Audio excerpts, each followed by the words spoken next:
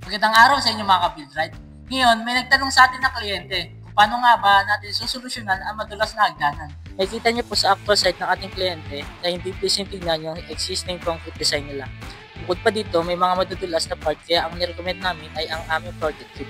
So una, surface preparation muna tayo.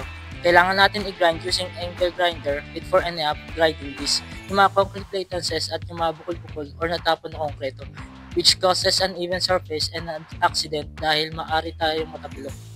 Next is, i-apply naman natin si Hardgrit 801 at 810 para i-repair yung mga pinholes at uneven surfaces. Then, i-apply naman natin si Surfix Epocoat MB as a moisture barrier primer para maging matibay at mapaba ang buhay ng ating floor coating.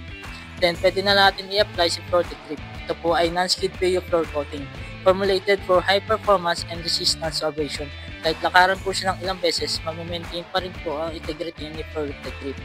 May special aggregate formulation na inat sa kanya kaya meron siyang anti-slip component kaya hindi po tayo madudulas. Pwede po siyang basain kung lilinisan nyo for maintenance at hindi pa rin tayo madudulas. For floor coating projects, message us.